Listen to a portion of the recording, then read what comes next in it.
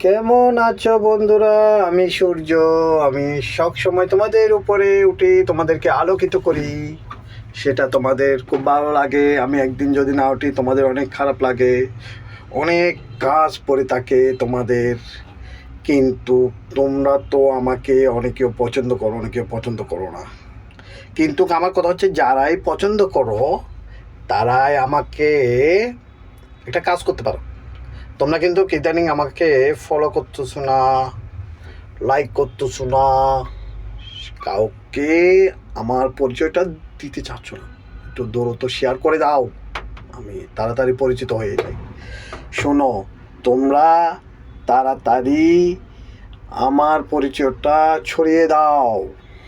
আমি সূর্য, আমি সবাইকে আলো দিই।